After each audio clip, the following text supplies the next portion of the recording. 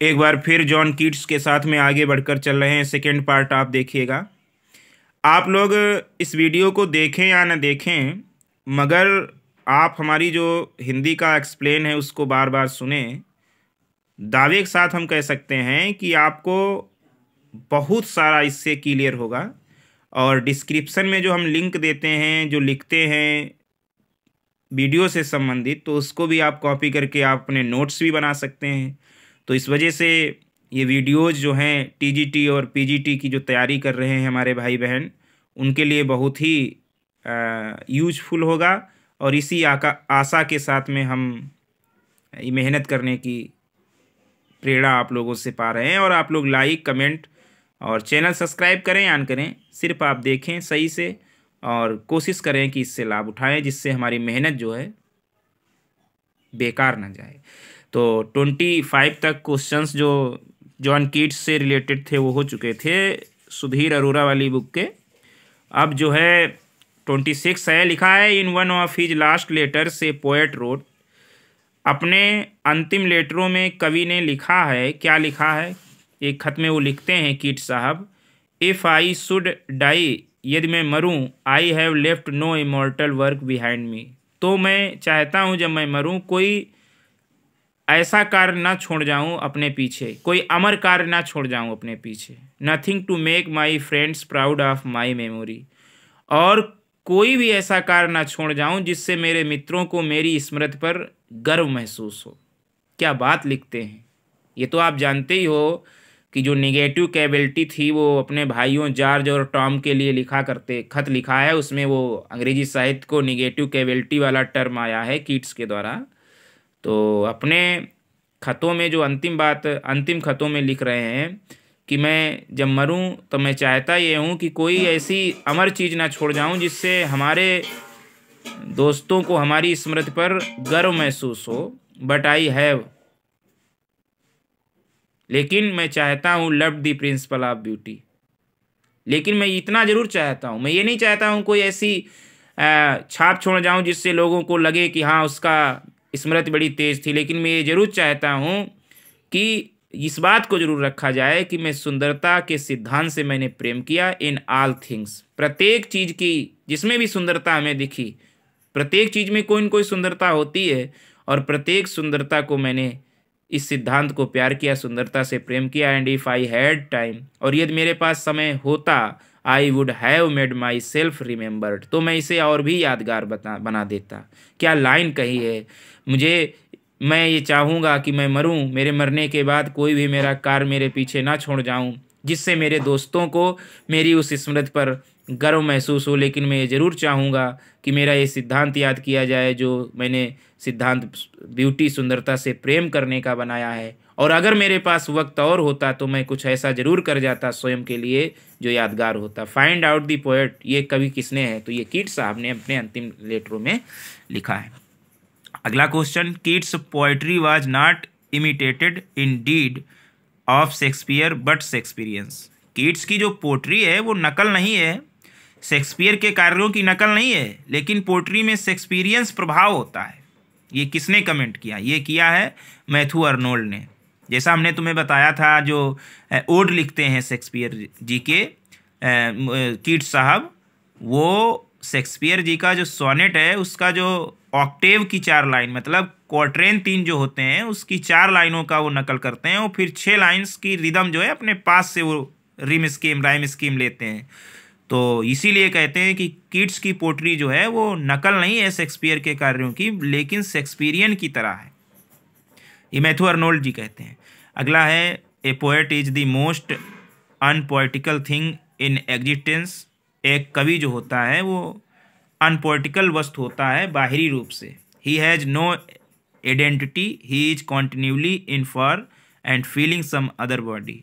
मतलब ये जो है बाहरी रूप से भले ही अनपोएटिकली थिंग सबसे ज़्यादा एक कवि होता है, लेकिन उसके पास ये आइडेंटिटी होती है, पहचान कोई नहीं होती है, लेकिन फिर भी ही इज कॉन्टिन्यूली, वो यही निरंतर करता है कि फीलिंग सम अदर बॉडी, दूसरे की शरीर यानी दूसरे लोगों की फीलिंग को समझे और उसमें अपनी फीलिंग को प्रवेश भी करे। तो ये कीट्स साहब कहते हैं कि एक कवि जो है अनपोएटिकली थिंग होता है बाहरी रूप से, और उसकी कोई पहचान नहीं होती है, लेकिन निरंतर रूप से वो दूसरों की फीलिंग को समझता है, सम अदर बॉडी को, और दूसरों के लिए ही होता है, अपनी उसकी फीलिंग कोई नहीं होती है। A poet is the most unpoetically thing in existence, he has no identity, he is continuously in for and feeling some other bodies. तो किट साहब इसको कहते हैं। अगली कोटेशन है, I can scarcely possess what I but dimly perceive and yet I think a perceive it. This statement of Keats shows his mental state, in this mental state he wrote. ये जो quotation लिखा है ये जो है mental state को उनकी दिखाता है, उनकी मानसिक स्थिति को दिखाता है। आई कैन स्क्रेसली पोसेस, मैं पूर्ण रूप से अधिकार करूँगा किस पर, व्हाट आई बट डीमली परसीव, जो मुझे सबसे तुच्छ मिलेगा, डीमली परसीव मिलेगा, एंड एट आई थिंक, और मैं तब भी सोचता हूँ, आई परसीव इट, मैं इसे परसीव करूँ और इसे पूर्ण बनाऊँ। ये जो है इंडीमियन में लाइन इनकी मिलती है, या लाइमिया में, हाइपेरियन में। तो इंडीमियन में इनकी लाइन ये मिलती हैं। आगे लिखा है, I look upon fine phrase like a lover. ये लिखते हैं कि मैं देखता हूँ फाइन फ्रेज, अच्छे फ्रेज की तरह, अच्छे फेज के ऊपर देखता हूँ एक प्रेमी की तरह। प्रेमी जैसे अच्छी अच्छाई अपने प्रेमिका की देखता है, वैसे ही मैं एक लाइक लवर की तरह फाइन फ्रेज देखता हूँ, सोचता हूँ। ये कहा है कीट साहब ने। आगे लिखा है, who does Keats advise to load every rift with ore. किसको कीट्स जो है सलाह देते हैं कि load every rift with ore, अपने ओर के साथ में एवरी रिफ्ट करो, लोड करो, करने, प्रत्येक रिफ्ट के ओर के साथ में प्रत्येक रिफ्ट को लोड करो। ऐसी किसको सलाह देते हैं? ये सलाह देते हैं शैली को। वही शैली वाला झगड़ा चल रहा है इनका, जो उनका इनविटेशन ठुकरा दिया था कीट्स ने, और फिर शैली ने उनको कुछ कहा, तभी तो वो कहते हैं कि प्रत्येक रिफ्ट को ओर के। अगला क्वेश्चन है, ये तो शैली साहब ने कहा था, who does Keats advise to load every rift with. और अगला है, a poem is a feverish attempt rather than a deed accomplished. एक कविता जो है एक फेवरिस प्रयास है, एक कार्य कंप्लीट करने की बजाय एक फेवरिस प्रयास है, मतलब एक सुखद प्रयास होना चाहिए, अच्छा प्रयास होना चाहिए। ये ना कहा जाए कि मैं एक कार्य कंप्लीट कर रहा हूँ, ये कहा है कीट साहब ने। अगला क्वेश्चन है, I think poetry should surprise us by a fine excess. मैं सोचता हूँ कविता हमें सरप्राइज करे, लेकिन शुद्धता की अधिकता के द्वारा। This poem will be test, और इस कविता का टेस्ट होगा और ट्रेल होगा of my powers of imagination. इस कविता का परीक्षण और इसका अभ्यास जो होगा वो हमारी कल्पना की शक्ति के आधार पर होगा। And chiefly of my invention, और मुख्य रूप से मैंने इन्वेंशन कितना किया इस आधार पर किया जाए, और शुद्धता का बहुत ध्यान रखा जाए। Which is a rare thing indeed, सचमुच ये बहुत कठिन कार्य है, मतलब शुद्धता की अधिकता दी जाए, ज़्यादा बवाल ना दिया जाए, ये बहुत रेयर थिंग है सचमुच। By which I must make 4000 line, और ख़ास करके जब मैंने ये कविता 4000 लाइन की बनाई हो। बेयर इन्वेंशन, 4000 लाइन का जो एक नीरस इन्वेंशन हो, and filled them with poetry, और उसमें हमने कविता भरा हो उसमें। This Keats wrote in a one of his letters, here Keats talk of a poem, which poem is this. यहाँ पर ये जो कहा है कि कविता जो है उसकी शुद्धता होनी चाहिए, अधिकता होनी चाहिए, और ये कविता को जो है कल्पना की शक्तियों का जो अभ्यास परीक्षण होना चाहिए, और मुख्य रूप से इसमें एक इन्वेंशन होना चाहिए। ये कठिन कार्य है, लेकिन फिर भी 4000 लाइन की कविता लिखना बहुत बड़ी उपलब्धि है। ये जो है खत में लिखा गया है, तो कौन सी कविता का यहाँ वर्णन उन्होंने किया है? तो लाइमिया का किया है, या हाइपेरियन का किया है, या इंडीमियन का किया है? तो किया है यहाँ पर इंडीमियन कविता का। इंडीमियन कविता जो हम तुम्हें बता चुके हैं 1818 में लिखी गई थी, एक पोएटिक रोमांस था। अगला है, Hyperion was plan to be a blank verse epic in 10 books. Hyperion एक ब्लैंक वर्स में लिखने, महाकाव्य लिखने का प्लान था, 10 बुकों में लिखने का उनका प्लान था। Only 2 book and part of 3rd were completed. केवल 2 ही बुक उन्होंने लिख पाई थी और तीसरी बुक का कुछ भाग कंप्लीट कर लिया गया था हाइपेरियन का। तो at it remained kids greatest achievement, इतना ही उन्होंने किया, मतलब 10 बुक लिखनी थी और 2 ही लिख पाई, तीसरी का कुछ हिस्सा लिख पाया, इतना ही काफ़ी है। इतने ने ही किड्स को महान बना दिया। The poem was inspired of a book, ये किताब जो है हाइपेरियन महाकाव्य, ये किसके द्वारा इंस्पायर थी? मिल्टन के किसी एक बुक से इंस्पायर हुए थे, प्रेरणा ली थी उन्होंने। तो उन्होंने ये प्रेरणा ली थी मिल्टन से, पैराडाइज लोस्ट से। पैराडाइज लोस्ट से प्रेरित होकर इन्होंने हाइपेरियन लिखने का सोचा कि 10 बुक में हम भी लिखेंगे, लेकिन 2 लिख पाए और तीसरे का कुछ भाग लिख पाया। अगला है Keats used the sonnet form which one, Keats जो सोनेट का रूप यूज करते थे वो इंग्लिश फॉर्म यूज करते थे या शेक्सपियरियन या इटालियन? तो किड्स साहब जो है सोनेट जो इटालियन फॉर्म था उसका प्रयोग करते थे। अगला है O poesy for thee I hold my pen that am not yet a glorious denizen of thy wide heaven, बहुत अच्छी लाइन है। ओ पोइजी फॉर थी, तुम्हारे लिए, ये एपॉस्ट्रॉफी फिगर ऑफ स्पीच है। ओ पोइजी तुम्हारे लिए, आई होल्ड माई पेन, मैंने पेन को पकड़ रखा है, कि M not yet a glorious denizen, अभी तक ग्लोरियस डेनिजन नहीं हुआ है, वाइड हेवन मतलब विस्तृत आकाश का ग्लोरियस डेनिजन नहीं हुआ, लेकिन अभी हमने पेन को, कलम को पकड़ रखा है, अर्थात अभी मैं प्रयासरत हूँ। अभी जो हम चाहते हैं ग्लोरियस डेनिजन आकाश में हमारा हो, हमारी चर्चाएं हैं, वो अभी नहीं हुआ है। ओ पोइजी, ये लाइन कहाँ की हैं? तो ये लाइनें हैं स्लीप एंड पोट्री की। कहाँ की हैं? स्लीप एंड पोट्री की ये लाइनें हैं, स्लीप एंड पोट्री की ये लाइनें हैं। अगला है stop and consider life is but a day, रुको और सोचो जीवन है लेकिन एक दिन का, रुको और सोचो जीवन है लेकिन एक दिन का। ये लाइन जो है वो स्लीप एंड पोट्री की है, स्लीप एंड पोट्री कविता की उनकी हैं। आगे है ever let the fancy roam pleasure never is at home, these lines are from to fancy it appeared in. Ever let the fancy roam, fancy roam करने दो, fancy को रोम करने दो, प्लीजर मतलब कहाँ रोम करने दो, pleaser never it is at home, जो घर पर नहीं है वो प्रसन्नता उसको घूम घूम कर लेने दो फैंसी को। ये लाइनें कहाँ की हैं? ये फैंसी की हैं।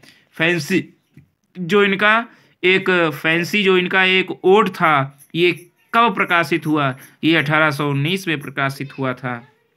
और हम बार बार कहते हैं इनके काव्य को जो है 1817 से लेकर इनका समस्त कार्य 1820 तक 3 सालों में ही प्रकाशित कराया गया था। किसका?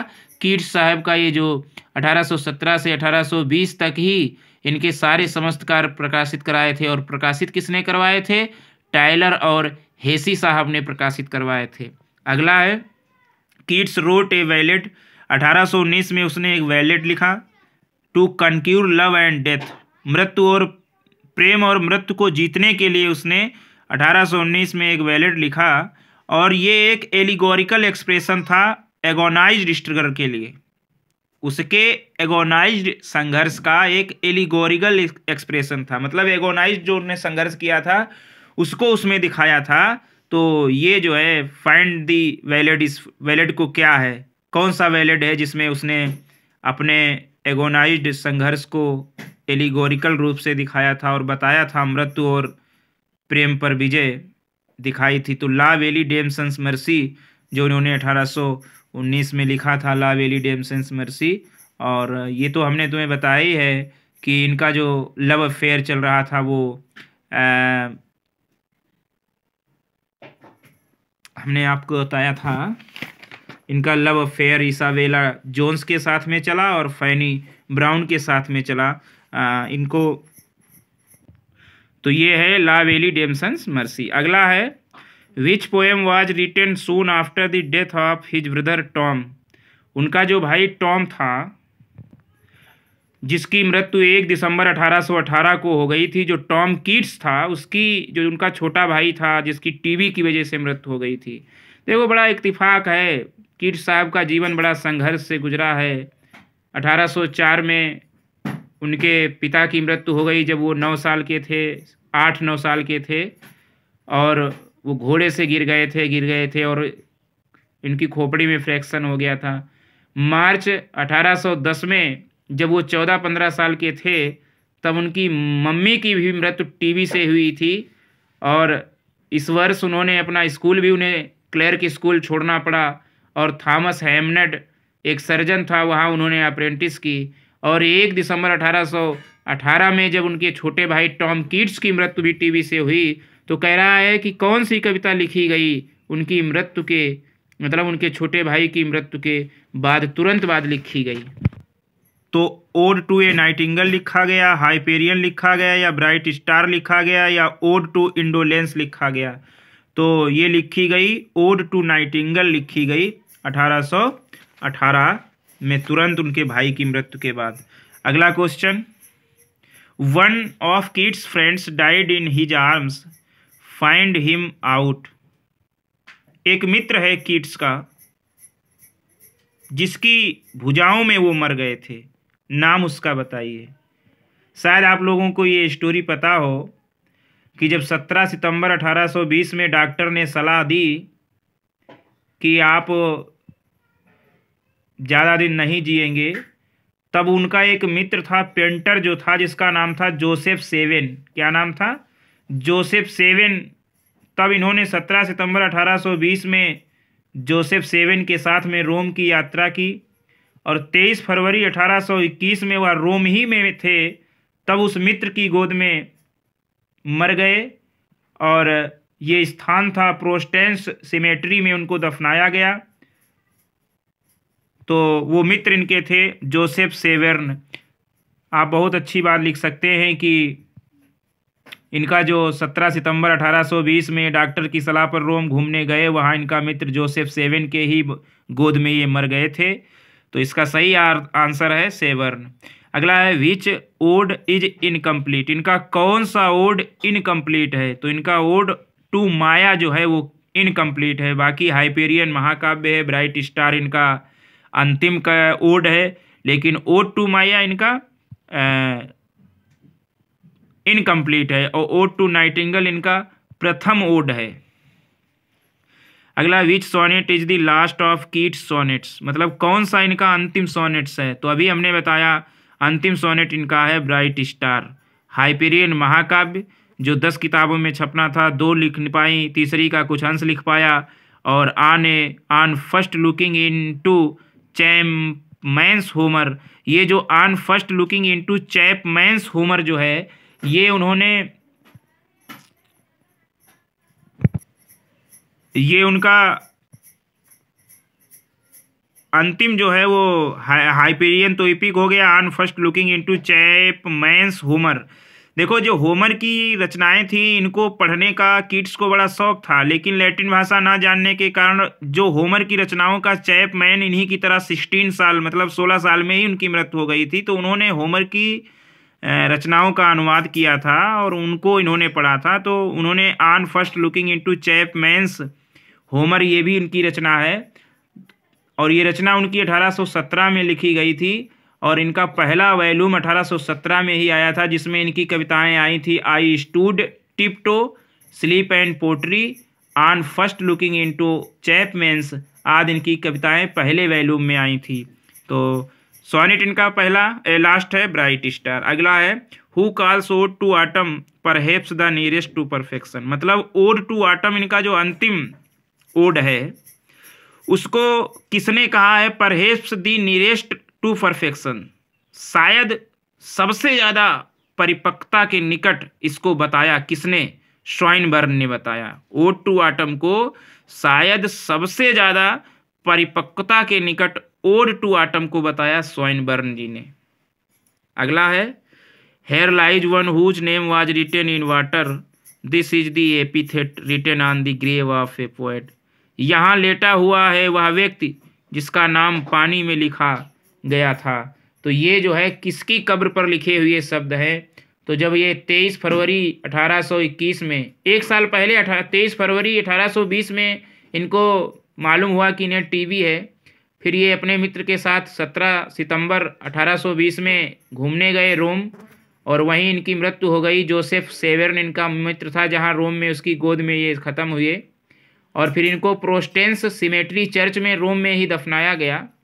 और फिर शेवेर्न और ब्राउन ने एक पत्थर इरेक्टेड किया, मतलब उस पर लिखा, जो टूटे हुए स्ट्रिंग के साथ लायर के एक रिलीफ के नीचे था। और उस पत्थर पर लिखा गया, here lies one whose name was writ in water.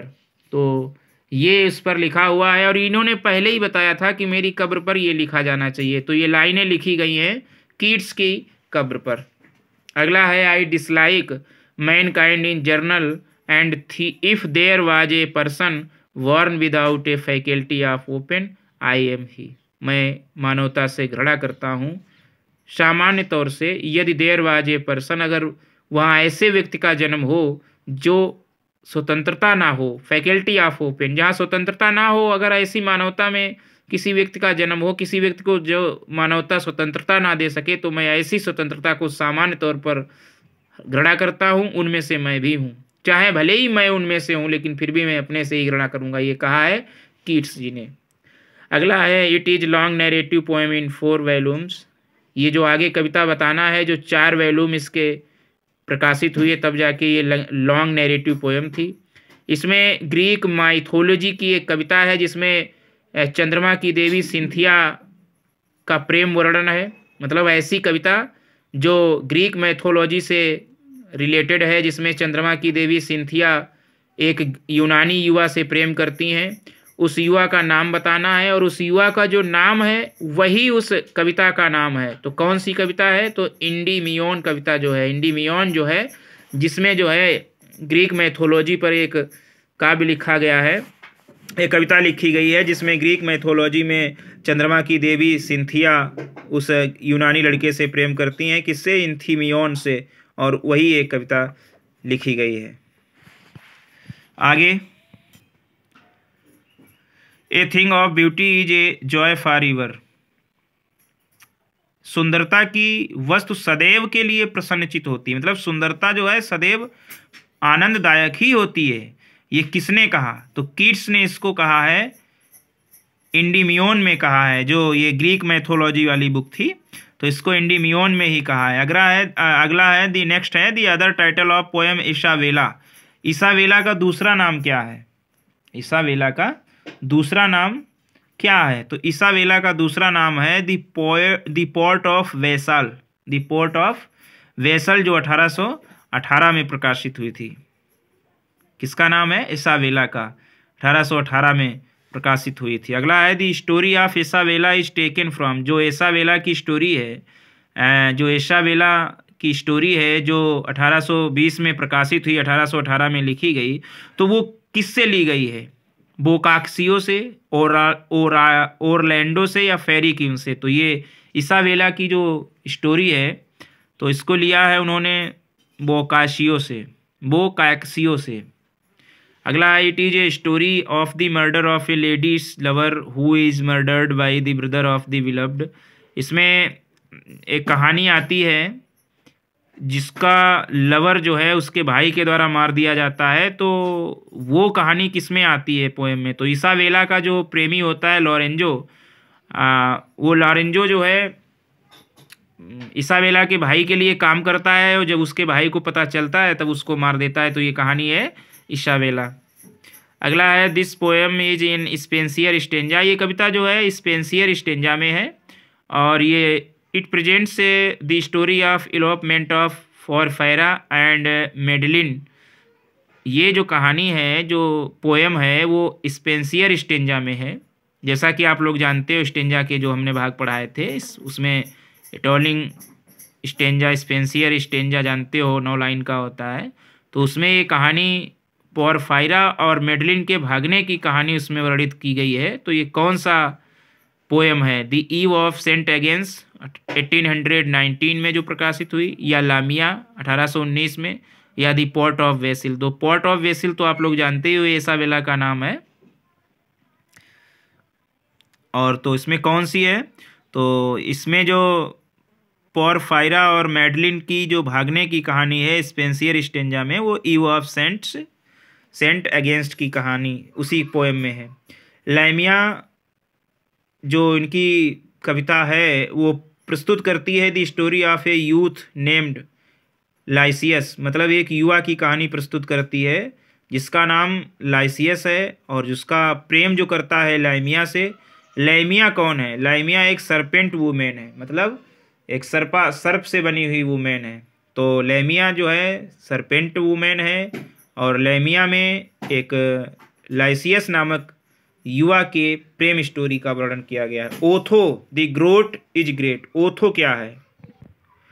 ओथो the great Keats, ये कीट्स का क्या है ओथो? तो ओथो जो है वो एक ड्रामा है, 1819 में लिखा गया। ओथो द ग्रेट ड्रामा है, ओथो द ग्रेट।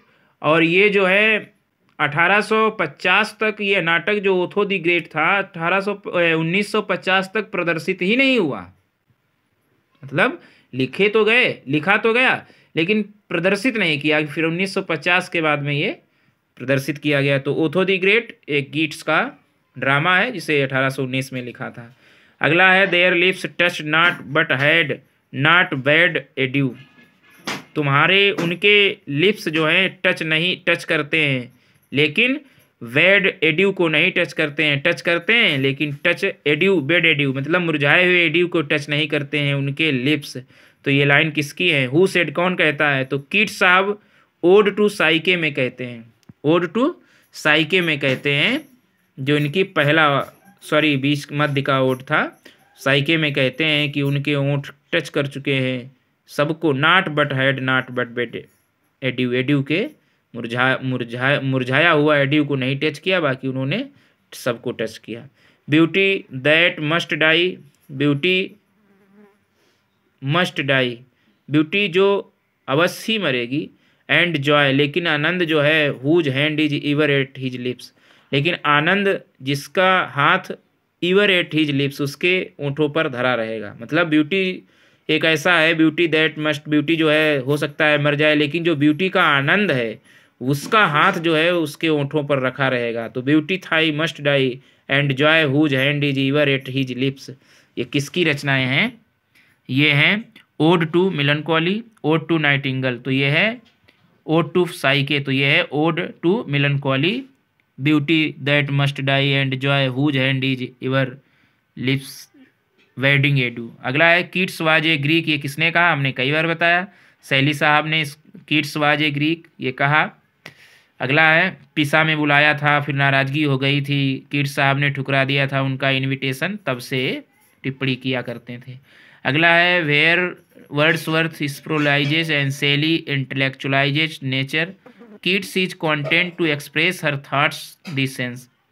जहाँ वर्ड्सवर्थ आध्यात्मिक रूप से प्रकृति का वर्णन करते हैं, जहाँ वर्ड्सवर्थ आध्यात्मिक मतलब प्रकृति के आध्यात्मिक रूप का वर्णन करते हैं, शैली साहब उसकी इंटेलेक्चुअल मतलब बुद्धिमत्ता का वर्णन करते हैं, मानसिक शक्ति का वर्णन करते हैं प्रकृति की। तो कीट्स साहब जो है सेंस का वर्णन करते हैं, मतलब सेंस के माध्यम से प्रकृति का वर्णन करते हैं। ये किसने कहा? ये कहा है कॉम्पटन रिकेट ने। किसने कहा? कॉम्पटन रिकेट ने। वर्ड्सवर्थ ने आध्यात्मिक वर्णन किया प्रकृति का, शैली साहब ने मानसिक ज्ञान के आधार पर प्रकृति का वर्णन किया, लेकिन कीट्स ने उसका सेंस के आधार पर प्रकृति का वर्णन किया। ये कहा है कॉम्पटन रिकेट ने। Next question, Lamia is based on, Lamia जो है वो किस पर आधारित है? तो एक बार हम बता चुके हैं, बॉर्टन के दी एनाटॉमी ऑफ मिलनकॉली पर आधारित है कि बैक्सेसियो पर आधारित है या बाइबल पर आधारित है। लैमिया जो इनकी एक पोएम है, अभी हमने बताया था, लैमिया जो एक सर्वेंट वूमेन है और उसका जो लाइसियस होता है, लाइसियस लवर होता है। तो ये कविता जो है वो किस पर आधारित है इसकी स्टोरी? तो बार्टन ने जो लिखा है एनाटॉमी ऑफ मिलनकॉली उसी पर आधारित है।